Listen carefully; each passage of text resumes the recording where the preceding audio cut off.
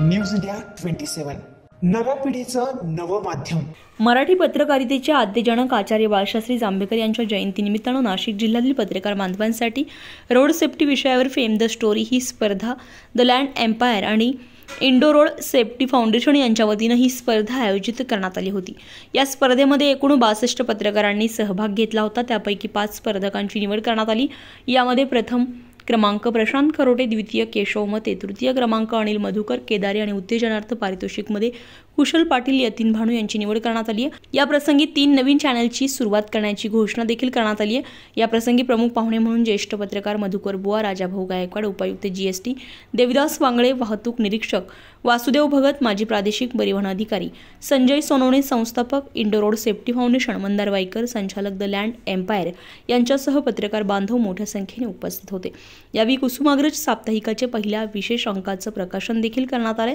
तसेच सर्व पत्रकारांच्या वतीने ज्येष्ठ पत्रकार कुमार कडलग यांनी आयोजकांचे आभार मानले।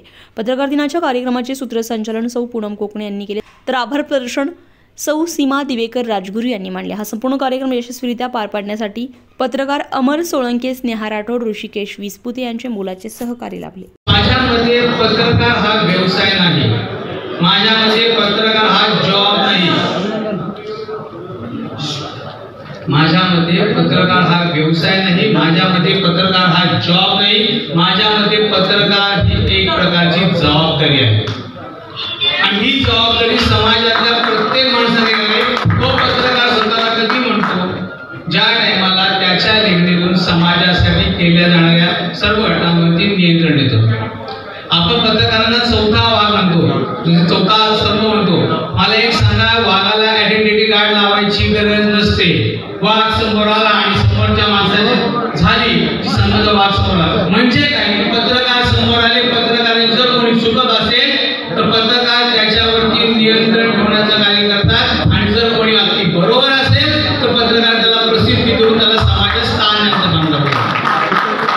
आणि जर या पत्रकारांचं आपण काही देणं लागत असेल, समाजात राहून नियंत्रण झालं तर आपण त्यासाठी काय काय करू शकतो त्याच्यासाठी आपण प्रयत्न करायला सुरुवात केली, उपस्थिती लागली। आणि माझे पत्रकारांच्या बाबतीत कर्तव्य पूर्ण करण्याची वेळ माझ्याकडे आली। मी काय करू शकतो पत्रकारांसाठी? मी पत्रकारांना रोज पारितोषिक दिले, त्यांच्या कलामानांचा गौरव केला, कलामानांच्या गौरवातूनच आम्ही रोड सेफ्टी फाउंडेशनच्या माध्यमातून आपण लोकांमध्ये जनजागृती केली। अजून मी पत्रकारांकडे काय करू शकतो तर मी आज या स्टेजवर एक जबाबदार व्यक्ती म्हणून सांगतो, पत्रकार करता माझे पुढचे काही प्लॅनिंग झाले तर ते या अपघातामध्ये आपल्याला अपघात कसे वाचवता येतील, अपघातामध्ये आपल्या किती जणांचा मृत्यू होतो, किती जणांचं कायमचं आपल्या एखादा अवयव जायबंदी होतो, परमनंट डिसेबिलिटी आपल्याला होते। तर अशा खूप मोठी संख्या आहे। जवळपास मागच्या वर्षी 4,63,000 लोकांना कायमचं अपंगत्व आलेलं आहे। त्यामध्ये मृत्युमुखी पडलेले 1,72,000। म्हणजे ही काय आपल्यासाठी, भारतासाठी किंवा आपल्या नाशिकवासियांसाठी सुद्धा घोषणावर गोष्ट नाहीये।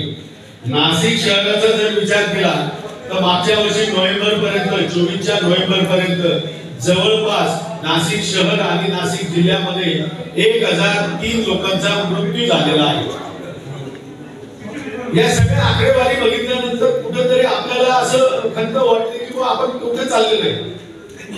आणि मित्रांनो, जितके अपघात झाले त्याच्यातले 63% अपघात हे निवड बायकरचे आहेत आणि यंग जनरेशनचे आहेत। एखाद्या लहान मुलाला वाढवताना आपण त्याला ज्यावेळेस तारुण्य अवस्थेत किंवा त्याचं शिक्षण पूर्ण होतं आणि शिक्षण पूर्ण झाल्यावर आपण त्याला भारताचा सक्षम नागरिक बनवायला जातो, तर त्याच्या मागे किती खर्च येतो कोणी काढलाय का अंदाज?